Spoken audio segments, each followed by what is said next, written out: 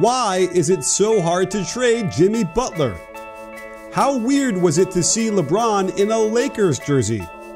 Will James help or hurt his young teammates' development? The only question left is, say it with me, you win. Hey sports fans, Coach Nick here, and welcome to the B-Ball Breakdown Podcast. Today, as always, I am joined by Dave DuFour at Dave DuFour NBA, my partner in crime. We're back. I guess this is sort of like our first, the first season podcast. Would you say? Yeah. A lot of people were hitting us up asking if we were going to do previews. I don't know. How do you feel about season preview? I don't know. It's like you do a preview, spend a lot of time, and then nothing is accurate because they get out there in preseason and you realize everything is, or I guess it could be accurate, but nonetheless, it feels a lot more accurate when you get to see it in person, in front of your face and go through it a little bit. You know what I mean? Right. Well, so my thing is Jimmy Butler's going to get traded.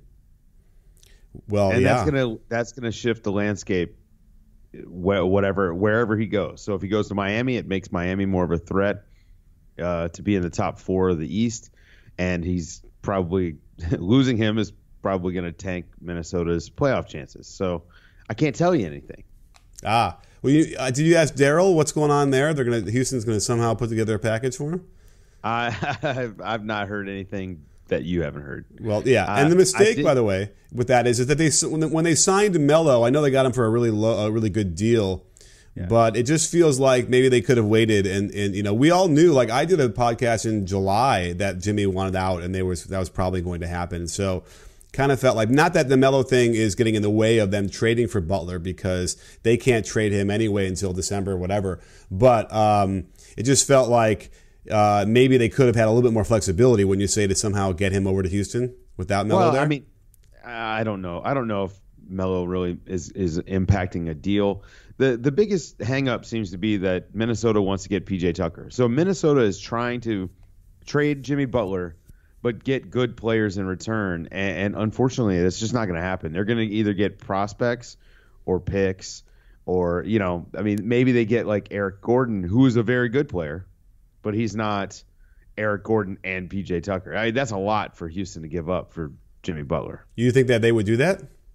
No, I think that the hang-up right now is losing P.J. Tucker. And this isn't to say that Jimmy Butler, he's a top 15 player, right? Like that does make a difference. But for the role that those two guys play for Houston, and after losing Mbamute and Ariza, I just think that that's too big of a cross to bear for them. Yeah. So the question then is, they can they get Eric Gordon and somebody else? But the other thing is, he's a top 15 player. Jimmy Butler is when he's on the floor.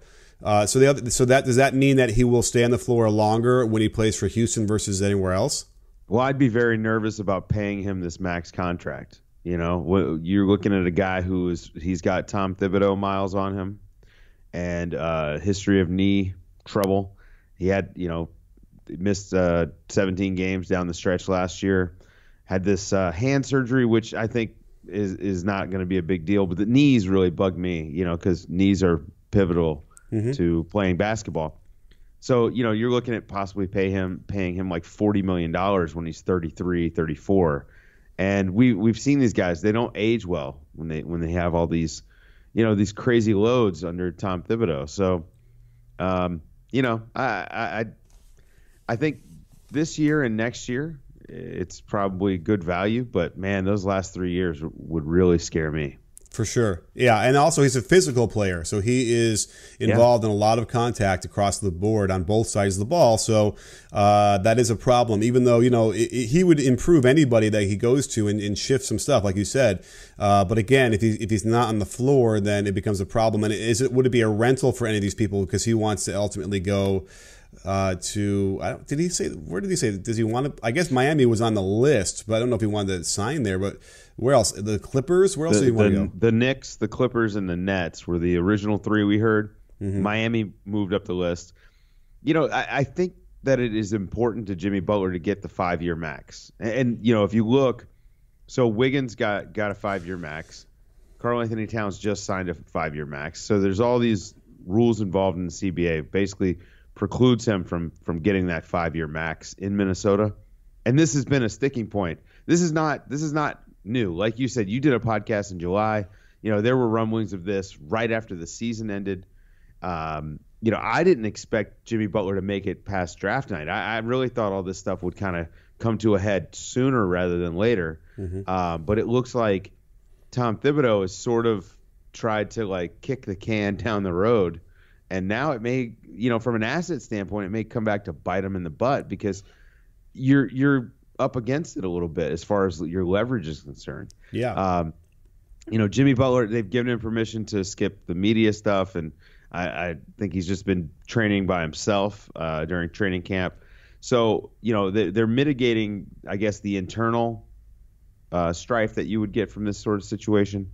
But the external stuff is there. I mean, they really have little leverage. He's going to be able to walk next summer. I mean, is it crazy to think that Jimmy Butler would just say, okay, well, I mean, I guess I'll play and I'll see you next summer. You know what I mean? Mm-hmm.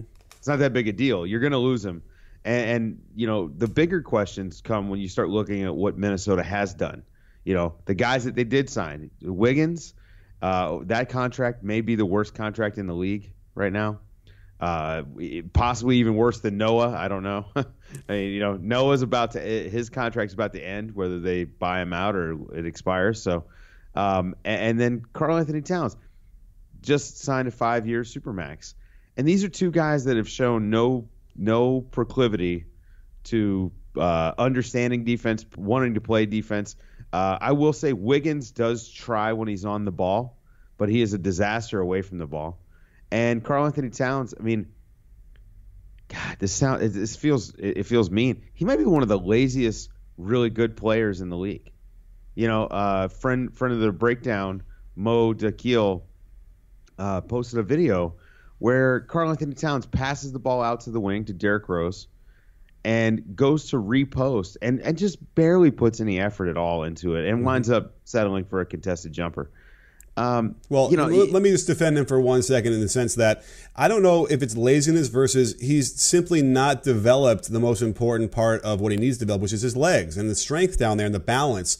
So I don't know who he's training with and that kind of stuff, but for years now, we keep seeing the same kind of leakage of energy and terrible balance and mechanical movement that he needs to be retrained. And that would go a long way in my mind to helping him at least get closer to average and go get to a baseline there. So, and he might just not know, right? They just don't, there's people out there that just don't see the game that way, don't realize what's happening. Yeah. And you could, he's like, I getting bumped off of my spots and I just not getting there quick enough. And it's just, they shrug, but it's like, no, you can improve that. And that's kind of frustrating. The one thing I think is also interesting about this whole situation is that with what's going on with the owner, Glenn Taylor sort of wanting to trade Butler and obviously Thibs not really wanting to trade Butler. The question then becomes, well, who leaves first, Thibodeau or Butler? I think they're both on the way out. And I'm surprised that Tom Thibodeau hasn't already been fired. I mean, I guess there's $24 million left on that contract. And I don't think that Glenn Taylor, from my understanding, Glenn Taylor doesn't want to pay that money to have him not coach. Right. Glenn Taylor might also be worried about obstruction of justice. Oh no, I'm sorry. That's the wrong firing. Okay. Yeah, but I think that Glenn Taylor really doesn't want to pay that money for a coach that's not coaching his team. But you've completely neutered his Tom Thibodeau's ability to be any sort of deal broker because you've undermined him. Now, multiple times. I mean, remember, the Wiggins contract, that wasn't Tom Thibodeau. That was the owner. It was Wiggins promising that he was going to improve and try harder in defense. And, okay, so here's your 5-year max. And, I think that when you hire a guy to do a job, you should let him do a job. And I've actually been defending Tom Thibodeau. He's been okay. I mean, I would argue he's been a better executive than he has a coach in the first 2 years there. Getting Jimmy Butler and making the playoffs, that's important. That's a milestone thing. Like this franchise hadn't been in the playoffs for 15 years, and he got him there in year 2. It's a big deal. Now there are some shortcomings, but those are shortcomings of Tom Thibodeau, the coach. everyone likes to make the Timber Bulls sort of comments, but he's made some good gambles. Taj was really good for them. I like the Jimmy Butler move. I think Derrick Rose at the contract that he got, did he play too much? Absolutely. But did he contribute enough to warrant the value of his minimum contract? Absolutely. I mean, I think it was fine. And plenty of coaches want guys that are familiar with what they do. Like, we see this all the time. So it's nothing really weird. So I think he's getting a little bit of a bad rap. This isn't to say that getting a guy like Jimmy Butler, who is not exactly the greatest locker room presence on a young team, I'm not going to say it's not partially Tom Thibodeau's fault that it's fallen apart. But at the same time, I mean, he did get Jimmy Butler, and he did get them to the playoffs. So. Yeah. And also what's interesting, someone deserves credit. I said this before, but, whether or not it goes on Thibs, but, the 27th ranked defense in the West got to the playoffs. Right. Somebody did something there with, they had a 4th ranked offense, I believe. So that helped. But again, like I said this before, there's just no way without significant improvement, you're going to make the playoffs 2 years in a row in the West with that kind of defense. So how the Wolves managed to find success last year is a bit of a mystery, much like the stock market is for most people. But it doesn't have to be that way anymore. There's an app called Robinhood, and it's perfectly named since they strive to make financial services work for everyone, not just the wealthy. Their investing app lets you buy and sell stocks, ETFs, options, and cryptos, all commission-free. It's so easy to use, you can place a trade in just 4 taps on your phone. Their web platform lets you create stock collections so you can group stocks together like the 100 most popular entertainment stocks, or categories like female CEOs. You can learn by doing with Robinhood, all while tracking your favorite companies with a personalized newsfeed and custom notifications, so you'll never miss the right moment to invest. Best of all, Robinhood is giving all my listeners a free stock like Apple, Ford, or Sprint to help build your portfolio. Sign up at breakdown.robinhood.com. That's breakdown.robinhood.com. And you can get started investing with one of the easiest platforms to use, Robinhood. But let's talk a little bit about the defense. Well, actually, first let's go with the offense of the Lakers, because I think everybody wants to hear about that. We had the debut of LeBron James in LA, actually playing in San Diego, but wearing a Lakers jersey. Very strange looking. It didn't look real in a way. Although he did open the game before the tip with, doing his usual adjusting his inside of his jersey thing that he does all the time. So that was sort of reassuring. He's still doing all those little things. But what was your first impression so far of LeBron in a Lakers jersey? Well, you could tell he was really feeling it out. I would say last night he wasn't as assertive as we have normally seen him. Really dominating the basketball like we've grown accustomed to over the last 4 years while he was in Cleveland. With that being said, I mean, he's LeBron James. He's the best player in basketball, and when he's on the court, like, you can't help but have your eyes gravitate toward him. I'm a lot more interested in what the guys were doing around him. And his effect on the team. I just don't think it's been long enough to really make any sort of snap judgment. I mean, they've been in training camp for a week. I know they were playing pickup before that, but you could tell they haven't worked out all the bugs. Right. Well, let's go through some of the numbers real quick while we have the box score up here. So LeBron played 15 minutes. They're not going to obviously wear him out at all in the preseason. And 2 for 6, 9 points. He did nail 2 threes, and those look really good. They look great. What's that? It's the best. This is the best I've seen him shoot the 3 in his career. Yeah, and then from a rhythm standpoint, just so a real good flow. He's not hanging in the air. It's all nice process. So we'll see how that continues. 3 rebounds, 3 assists. So he filled up the box score in a very little amount of time. There's some interesting things that we saw. So I think LeBron and Brandon Ingram seem to have a nice chemistry going. He set him up for a few buckets off of cuts, and Ingram then was able to hit a nice turnaround fadeaway that was not easy, but off of the LeBron high post entry. So we're seeing a lot of what we like about LeBron. A couple things: high post touches where he can now facilitate, which is I like to see, and that should really help guys like Ingram. And we're seeing him set some screens even, where other guys are going to get space. Yeah, I mean, and he's a really good screen setter. Yeah, he just doesn't do it enough. He just doesn't do it, yeah. But you never know. Like if he's willing to do it a couple times in a preseason game in 15 minutes, then that to me seems like, okay, their offense is going to get them doing stuff out of that action. I would hope he would see that. He's smart enough to realize that is a viable thing. Because I think obviously our worry is that he's going to stifle Ingram. He's going to stifle Ball. He's going to stifle Kuzma. They're not going to be able to do what they need to do or develop. But what did you think about that with Kuzma, with what you saw? Well, Kuzma was chucking. I mean, that dude was. I mean, that's an ultraviolet green light, and he was definitely taking it. Again, it's the first preseason game, and I think that he'll settle in. But you could tell Kuzma had made it a personal goal to try to assert himself as a scorer, and I mean that's what he is. And they're going to need that. I don't think Rondo is going to give that to him. So they're going to need Kuzma, and most likely I guess that they will wind up with this starting lineup. Maybe Lonzo Ball goes in for Rondo. But I think that this will probably wind up being their starting lineup to start the season. And I think you need a guy like Kuzma coming off the bench and being assertive. Let's hope he's a little bit more efficient.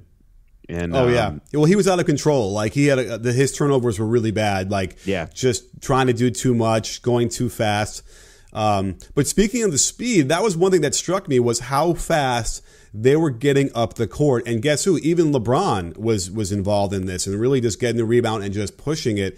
That's going to be an issue for other teams. If they can get LeBron and Rondo and then the ball gets in there, pushing the ball up quick like that, I think that's it's going to be like showtime. Well, and JaVale McGee. Let's not forget, JaVale McGee is a freak, like athletically. Mm-hmm. He is really fast, and in particular compared to other traditional fives. I mean, Jokic is slow in comparison, and JaVale beat him down the court every single time. And he's going to have a bunch of guys out there that can throw lobs to him, whether it's Rondo or Ball or LeBron or even Ingram is actually a pretty good passer. So I think that's something that's being overlooked a little bit. We saw him get a few lobs last night just out of nowhere, and then and he blew one that he should have had 19 points. It was like right at the rim. All he had to do is drop it through. So we'll see those too. Yeah, those LeBron Rondo minutes where you had two high IQ, high level passers, that was some beautiful stuff, man. They really did have some nice ball movement, and it was actually, unfortunately, there wasn't a lot of body movement.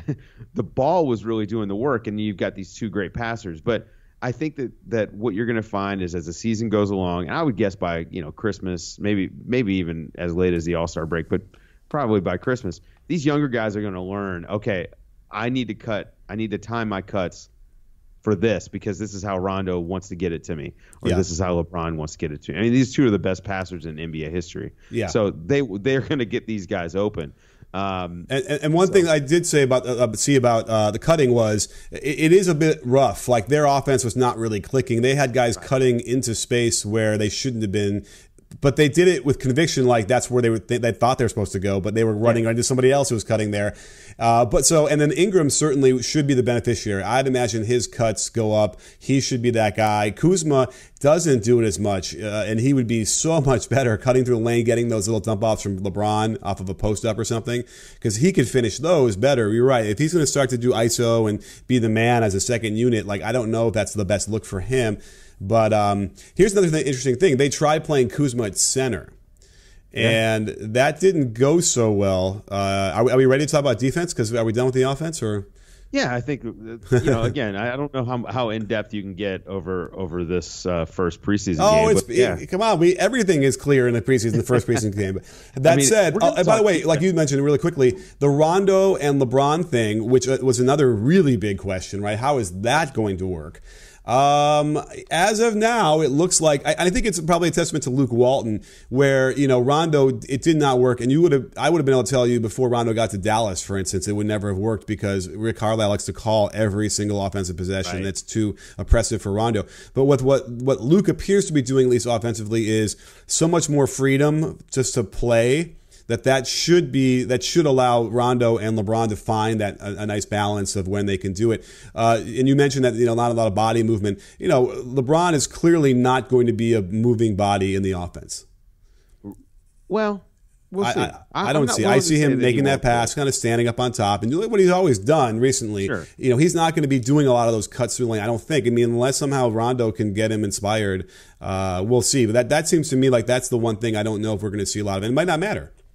Yeah, it might not. I think that Rondo last night, I think we kind of saw what Rondo's going to do. And you can see it's sort of the path for Lonzo Ball if he's going to actually be mentored by Rondo. If Rondo's going to – if they're going to do like a little bit of like, mimicry, right? Like, so we're going to have the same type of point guard out there at all times. The only issue is that Lonzo is not as great as Rondo is with the ball in his hands. I mean, like actually penetrating the defense and finding cutters on the move like that. I think Lonzo's great at hit-aheads, and he's awesome operating up around the wing and being that secondary passer or having hockey assists, but he's not going to penetrate the defense and find a cutter. I just don't think that that's part of his game.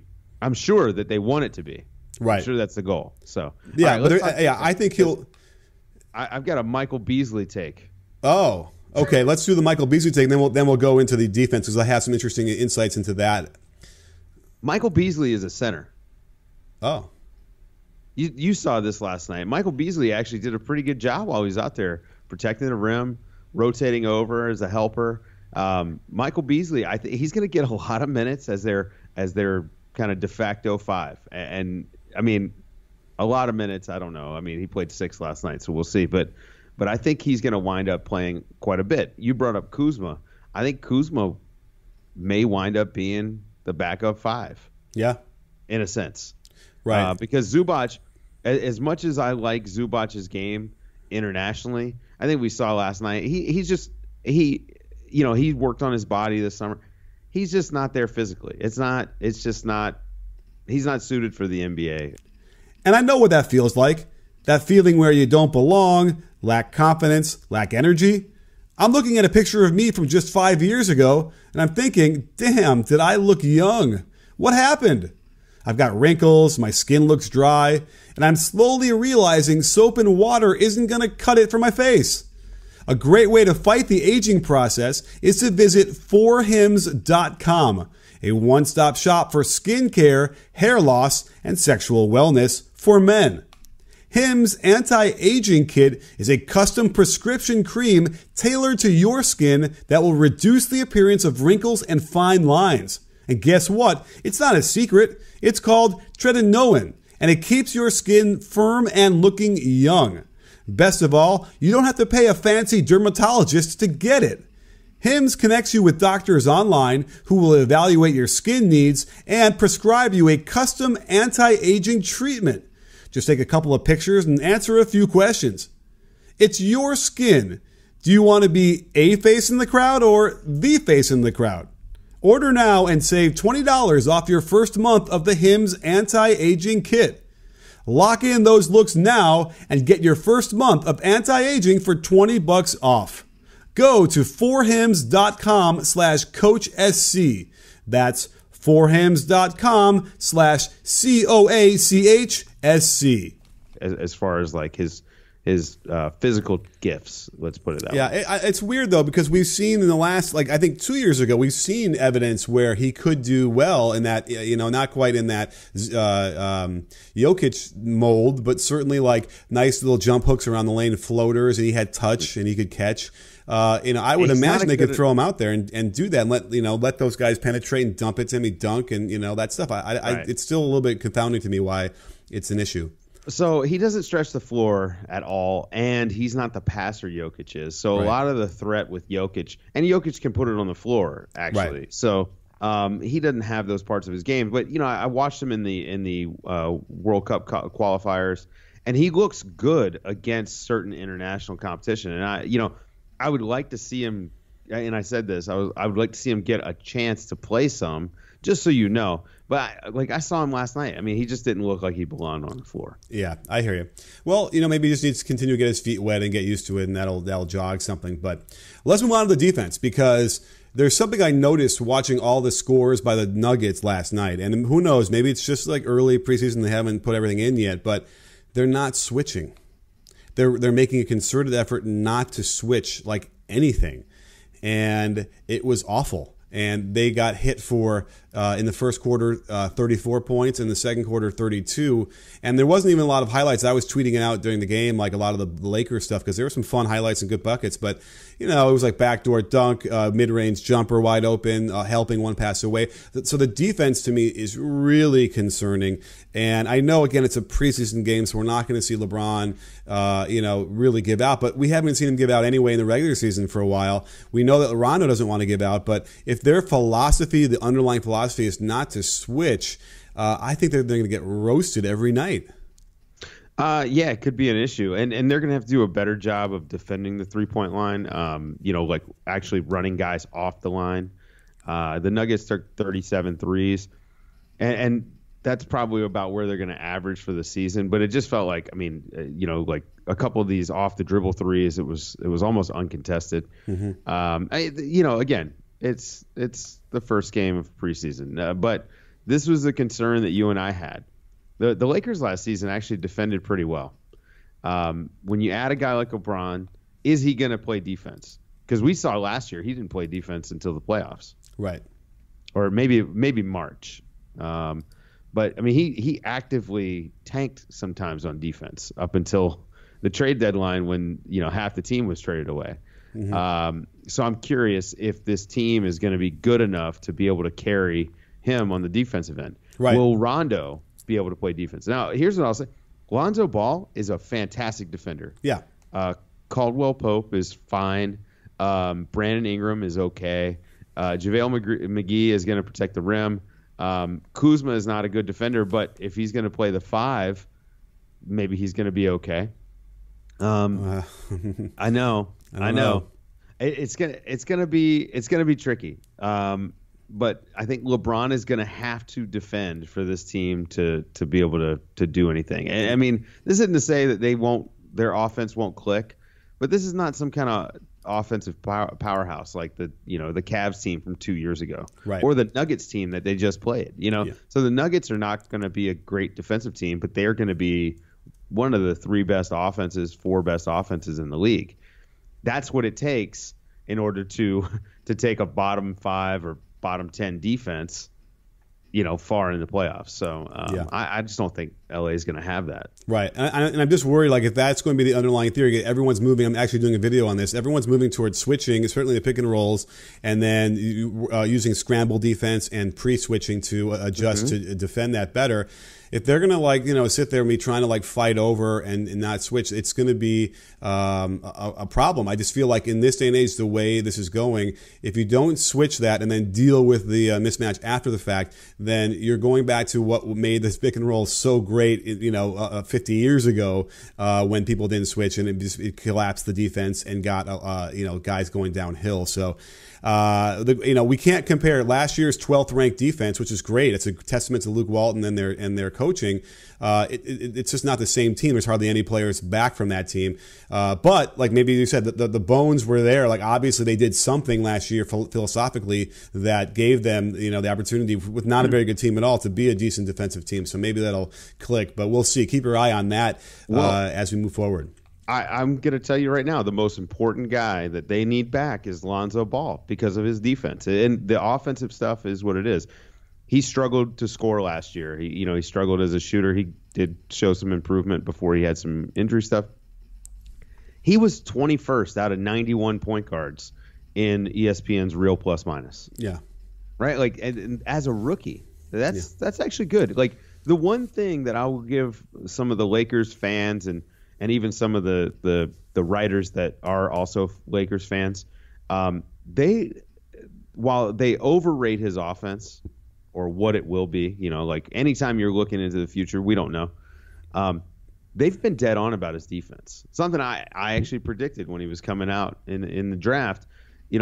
He's got all the tools. He's got the size. He's a smart team defender that really cares about the team concept. This is why we like him as an offensive player, because I do think his passing is infectious, and you're going to get even more ball movement. And I do think Lonzo is going to be really important for this team.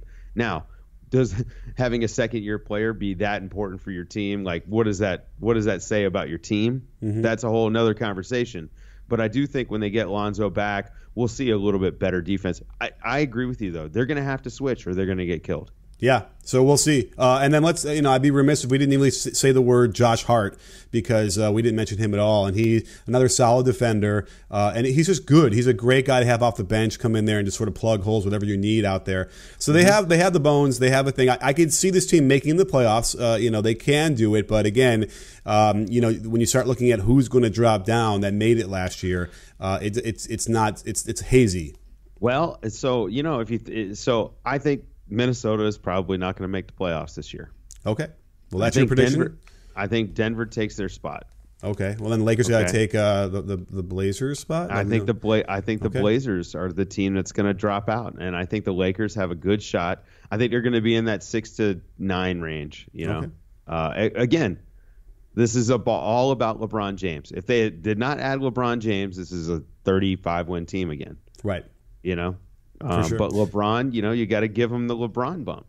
Absolutely. And by the way, shout out to we got a hashtag Lonzo effect tweet to me last night. So we'll see if we can get back to those dark days or fun days, whatever you want to call them. But either way, Dave, thanks for coming on the show. I really appreciate you breaking this down. Really good stuff. And we'll have to find out how this plays out as we actually get into the real games.